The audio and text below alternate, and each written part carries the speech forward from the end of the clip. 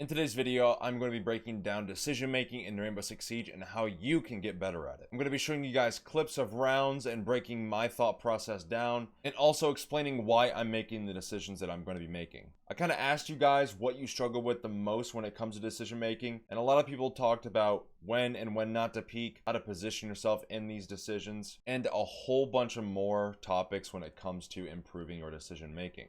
So in this situation here, we have a 3v5. And basically, just to kind of give you some context of what I'm going to be doing and why I'm going to be doing it, is I'm going to start playing aggressive. And this is something that a lot of people struggle with, throughout my coaching, my comment section, in my Twitch chat, whatever it is. If you're a client or viewer, I get asked all the time, when should I know how to play aggressive and how should I go about it? So the biggest thing here that I'm going to be doing is something called fishing out 1v1s. And what I mean by that is taking gunfights that I know I'm eliminating angles where I know other people are, so that way I can put myself in a position where I'm minimizing the risk that I have of dying. So if you kind of see throughout this round here, so they were coming bunker side, I knew that. So that's immediately where I went first, because I knew that they were bunker. That's the closest information I had and the freshest information. So I'm going to be reacting off of that and, again, trying to fish out that 1v1. As soon as my teammate dies here in freezer, just based off audio and also where he's positioned, I don't know if you guys are going to be able to see this, but that is actually the skull symbol that you get when your teammate dies. Somewhere on the map, you get the symbol of the skull. So that tells me, okay, this person's in freezer based off where they were positioned previously, and also where I'm hearing the Iana shoot from, and the skull as well. So 3 key pieces of information that lead me to making this decision of now going to fight the Iana instead of the person pillar, because I don't want to be stuck between the two, and also fighting Ash potentially while someone walks in laundry stairs. So I'm kind of playing around with these positions and also the information, and again trying to fish out these 1v1s and playing aggressive because I know I need to, because it's a 2v5 situation.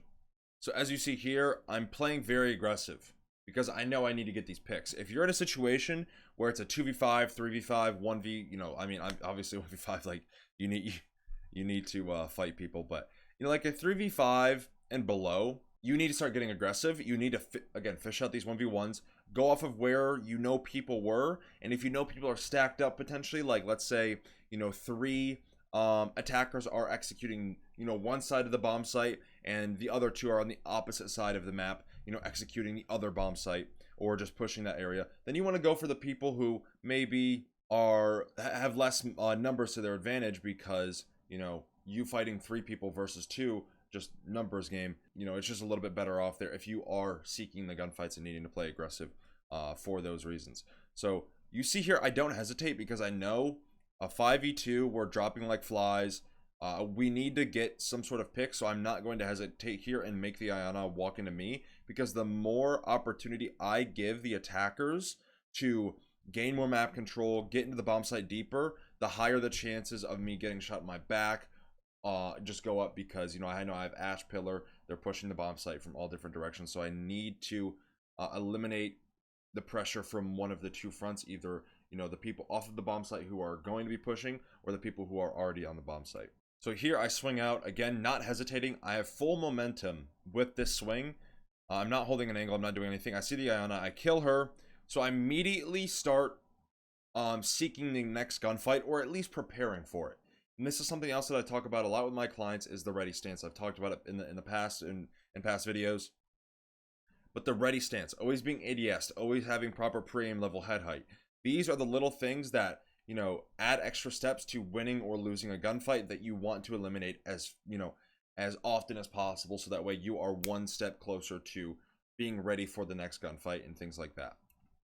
So immediately ADS, I'm going off of the information. Now if you pay attention to where my vigil is positioned, so I know that he's E-box doorway right now, and I know that the freezer wall behind me is reinforced, so I don't really need to worry about much else besides the hallway to the left and right, and behind me in freezer as well. And I'm not really worried about freezer too much, because I just swung it. I didn't get shot at by anyone else, and also I didn't hear anyone else over there when I did kill the Iana, or just in general. So I know I have a window there a little bit where I can kind of look back at the hallway because I have more solid information on the pillar players, just because, oh my god, what the hell, just because I hear them shooting, and I know that at least Ash was over here because I fought her just a moment ago before I killed the Iona.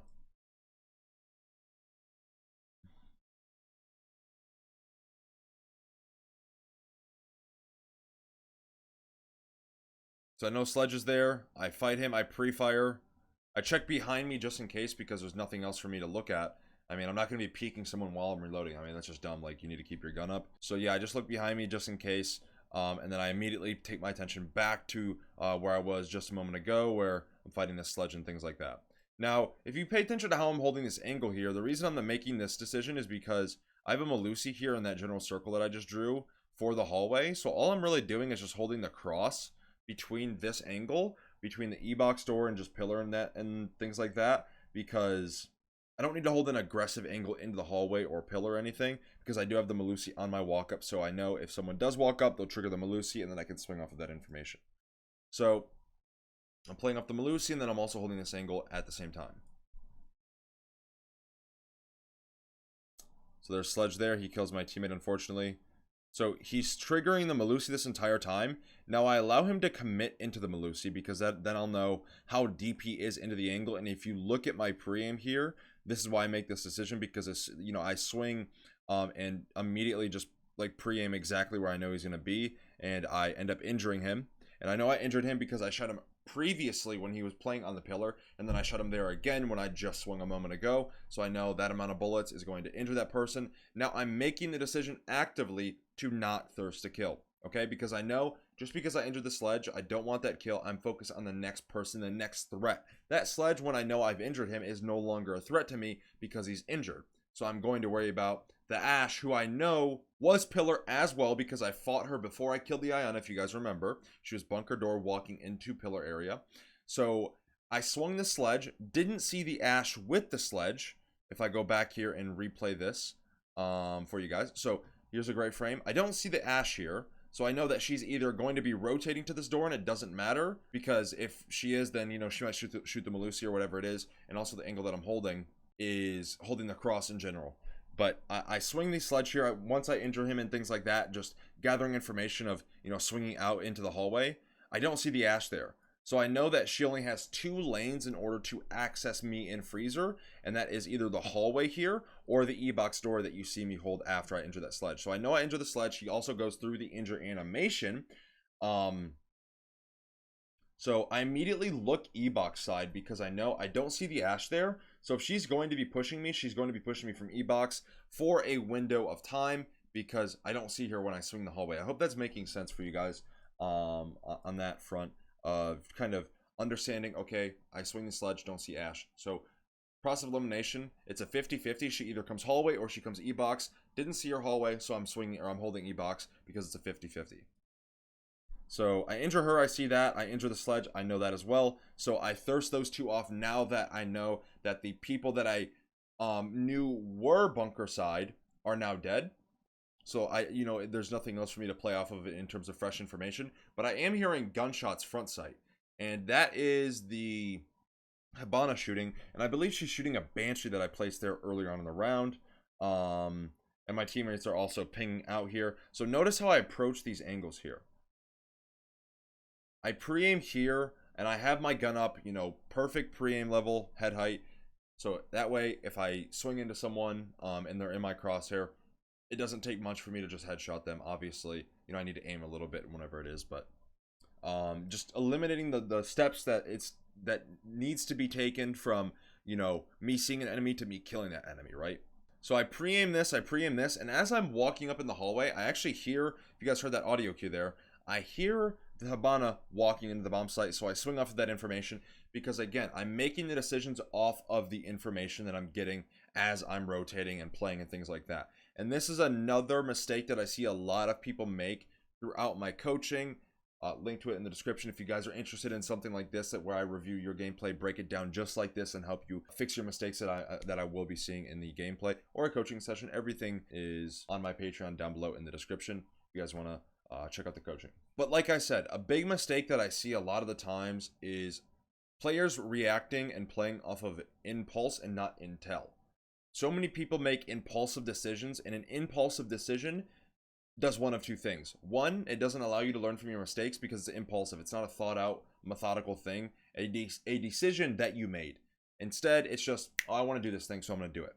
And secondly, when you make impulsive decisions, you're more likely to make more mistakes because it's not, again, it's not a thought out, methodical, okay, I'm doing this thing because of this reason. So instead, you want to play off of intel information. That is what Siege is heavily revolved around, is the information game.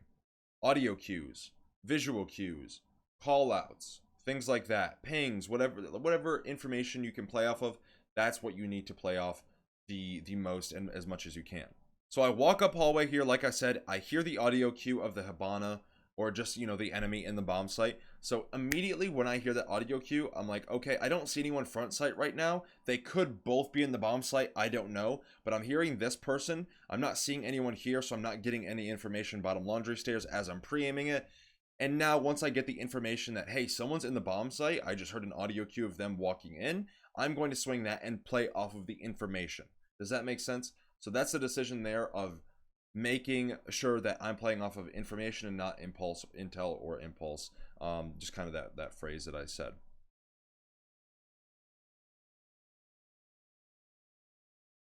So again, my teammates are still actively yellow pinging off of the Vault cam that we have. Now, if you guys also hear, I know that I injured this Hibana because I hear her crawling around. So I know that, okay, now I'm in a 1v1 situation. Like I did with the Sledge and the Ash encounter, as soon as I injure someone, I'm not worried about thirsting that kill. That person poses no more threat to me anymore because they are injured. They cannot shoot me. They cannot deal any damage to me. It does not matter. So now I'm worried about the person who I need to worry about, which is the ace. So as you see there, I swing out looking for the Bana just in case I can thirst her off. It's always better to kill someone because they might call out, for example, where I am positioned and things like that. So if you have the opportunity to kill someone, go for it. But I'm not saying it should be, okay, I just injured someone. I know I injured someone, and now I'm just going to swing out and not worry about the other guy. I'm just going to tunnel vision on getting my kill because that's what I'm worried about, is kill, kill, kill. Like, I'm sure you guys have seen that a lot of the times where it might be like a 1v2, someone injures one person, and then just immediately re-swings going for their kill, and then they die mid-swing because they're not, fighting the person that they should be fighting.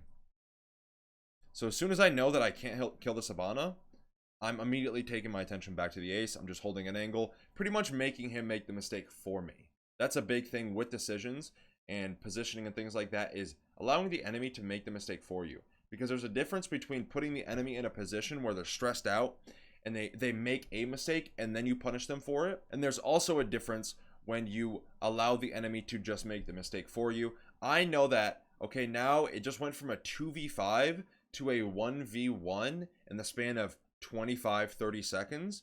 I know that the amount of pressure this ace is feeling is most likely much more than what I'm feeling. Because in clutches, people tend to get the shakes, they get nervous, they make mistakes and things like that. They also forget that in these clutches, if you take a 2v5 to a 1v1, the enemy also feels the pressure too. It's not just you. So if you allow the enemy to make the mistake for you and understand the position of control that you're in, I know that he has to come to me because I'm a defender. They don't have diffuser down. So I can allow him to walk into me and make the mistake for me. And that's exactly what you see here. He walks right into my pre-aim, and I pretty much just, kill him off the angle that he swings.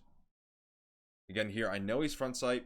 I'm holding this cross because I know he cannot get from where he is now to into the bomb site without crossing this line of sight, unless he rotates somewhere else around the map, freeze or behind me, whatever it might be. And there you go. He peeks right into my pre-aim. I headshot him pretty much like first, second, third bullet, whatever it was. And that is decision making in a clutch situation. Now let's go over some team play, team communication, and things like that. All right, so far we're just initiating our attack as the attackers. Our plan is to take vertical control, apply vertical pressure, go around the bomb site that way. So as you saw there, I was pretty much just waiting to get information if there's a pulse or not. So I know how I need to kind of play around with my vertical play, because if they have active information on me with a pulse, then I'm going to be a lot more cautious with how aggressive I am with, you know, making holes and things like that. I'm not going to make them as frequently or as fast, just because I'm a lot more predictable, because they're seeing me through the ceiling, so they can just nitro, you know, wherever the pulse calls. So do we have top red info and shit? I don't. No. I'm droning it. Did they hack any? Notice how I'm positioning myself. I can still die here, if the nitro's thrown properly, but I'm actually standing on the brick door. The master door is what this called, this brick door. But I'm standing on the bricks itself, just so that way I'm on some sort of hard surface as I'm holding this angle, because we don't really have enough information for me to like just walk around in a statue and then die. So I'm making the decision, hey, I don't know if we have this information or not. I asked my team, do we have this information? They say no. I'm like, okay, I'm holding until we do get information on this area. Mozzie cams or get any? No, stop red. That I know. Okay. Oh, they're playing open. I don't know what this is. Living room, open living room. Yeah, we called that. Oh, I'm sorry. It's all good. Can we get side info? Feet in your skull. Feet in your skull. 7 feet in trophy. Alright, so now I'm applying my vertical pressure. Now that I know that top red is clear, I'm running around. If you see what I'm doing here, I'm applying vertical pressure and doing my job first as sledge. I see so many people play buck or sledge, do vertical play, and just peek hole after hole. You know, you don't want to be doing this. You want to get your job done first, just like you're a hard breacher. You're a sledge, you're supposed to be there for vertical play. Open your holes first, so that way if you do die, someone can fill your position, and just, you know, it won't make any difference, because all the vital holes that need to be made are already made. So it's very important that you guys recognize this. And also, if you make a hole and then peek it right after, the defenders are going to know that you're there because you just made the hole. So it's easy information to play off of. Like, I hope that makes sense. It's like such common sense stuff. Like, you just make the hole and then you peek it. Like, obviously they're going to be looking there because you just made the hole. So I'm doing my vert first. The reason I peeked there actually is because that's a very not uncommon angle, but it's a very favorable angle, and that's also a very common position to sit as a defender. So just in case, you might be able to catch someone off guard, you know, just sitting there, maybe on cams, whatever it might be, just, you know, catch someone off guard potentially, because it's such a common area to play as a defender on this bomb site. I'm on that. Yeah, they're holding hard. Well, like I said, look at how I'm doing my vertical play. Can we get I'm side making info? all the holes I know I need to make, and now I'm asking for side info, because now I can play off of side info and potentially peek someone, or just We need someone on run Astro around and if we're add not that watching pressure that. to wherever my teammates Someone should watch it. I'm not on. take, wherever my teammates drone I'm on all for my that information. On this drone, can you get it for me? Where store is that? Laundry door. That's Cade? Yeah, I can get it. So, if you look at what I did there, I made a decision that's very, very specific. I made a very, very specific decision. So I know that on this bomb site, there's very few safe places to play. The closest positions on the bomb site is pantry, where I just opened above the door there on that Cade, and also a little bit of memorial. So I know where the two safest positions are to play when this much vertical pressure is being applied. So that is why I held that angle the way that I did, because I could potentially catch someone walking in or out of that area, because I am applying this vertical pressure. So I know where they're going to be positioned, because they're going to be running away from the holes, and they're going to be going to these specific areas of the map. So I kind of did make a mistake there of myself, that I just realized, which was I made the hole and then I peeked right after. And, you know, fortunately I did win the gunfight, but I did make a mistake there, just to point that out. Kind of, you know, making myself a little bit of a hypocrite there. I can sledge that more. So I asked my teammate, actively get site what about info. Kitch? I know What about that Kitch? we have everything we need as the attackers. We have the map control, we have the vertical pressure, so now we need to get site info, figure out where the defenders are weakest at, and then, you know, initiate our execution from wherever they're the weakest at. I'm checking kitchen right now. I'm, you know, again, actively asking my teammate where's in. There's one playing memo. I'm droning pantry now. Can we But take where's laundry? memo? Just go take laundry side. I open hatch. Just go take laundry. Read. Okay, so a huge call that I'm gonna make here is my teammate called out laundry clear, laundry default clear, dining clear, kitchen clear. That is all that is literally the bomb site. That is the bomb site completely clear because of vertical play. So I had the intention of applying pressure, or not necessarily taking gunfights, but trying to kill the enemy through my vertical pressure while my teammate was droning. But fortunately, we got lucky, and, you know, as we were actively droning, I realized there's literally no one in sight. Why don't we just take laundry? I can hold vert on an angle, and then my teammates can hold, you know, go with planter, cover planter, and things like that. And probably get diffuser down because no one's sight, like no one's in dining, no one's in laundry, no one's in kitchen. All that is clear. Literally the bomb site is clear. So the only positions that they can play is pantry, China, where I'm looking currently. This room here is called China, and then Memorial Memo on the other side of the map where I'm about to rotate to. Drone that and drop. Pantry's clear. Yep. Rejoin laundry and take it and drop. I Lurking clock here. can you watch China walk up, Timsy? So I'm actively calling and making the decision. Hey, re-drone laundry because they could have retaken it from Memo, walked back into dining because I knew the path of, you know, where my teammate was droning. So if I kind of do a bird's eye view of Villa, let's say this is kitchen here, you know, this is China here, the room that I'm looking at currently. This is sorry, no, this is kitchen, so that there, we can call this like the other kitchen, and then this is China, and then this is dining over here. You know, and then you have Memorial Memo. Some people call it different things, but stuff like that. And then you have like laundry over yonder. So I know that my teammate droned from laundry hatch or around this area, through the bomb site, through dining, through kitchen, through the other part of kitchen that I'm directly above, and into China. So I know that they could have retaken. You drone dining as well like this. So I know that they could have retaken from Memo back into dining potentially. So I'm actively calling for, hey, can we re-drone close laundry and stuff, and if it's clear, then just take it and, you know, plant. I can hold Memo side. Yeah, one second. Let me read. One pantry, Mozzie.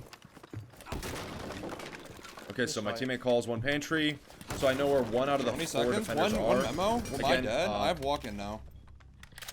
So I tell my teammate, hey, can you watch China walk in? China and pantry and stuff like that. We have someone with diffuser, with carrier rather, covering swing and you know, just protecting him, and then I'm covering Memorial. So I know bomb site's clear. We re-droned what we already did drone. We know it's all clear. So I'm gonna go fight Memo because I have vertical pressure and I can hold the rotate in and things. My teammate's already bottom Astros there, so he can hold China walk in. So we're all in these positions for a reason, and, you know, we have a teammate with the carrier as well, and then the carrier himself. So I'm applying the pressure above Memo, making sure that they can't walk in, and then my teammate's holding China. And then we have a teammate with the diffuser as well, holding the pantry swing and instinct, things like that, just in case someone does apply, you know, any pressure to the planter. I'm detonating here. Yeah, one So Memo. what a detonate is, some people call it a codnade, I call it a detonate. It's just an uncooked grenade, because when you have a grenade next to you, you don't know how long it was cooked for unless you heard the enemy actually pull the pin. So if a nade lands at your feet, like most of the time, unless you know that they didn't cook it, you're not going to walk through it. One Memo in dead castle.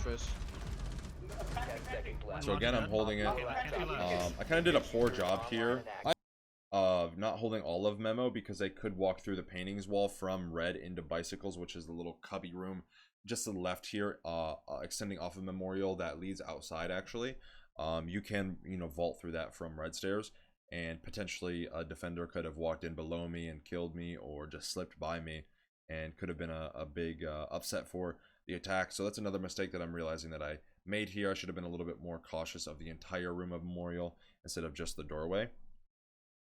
But either way, it ends up working out. You know, we get diffuser down successfully, so now it's just a post-plant situation for the most part, and just trying to stay alive, you know, as a vertical player.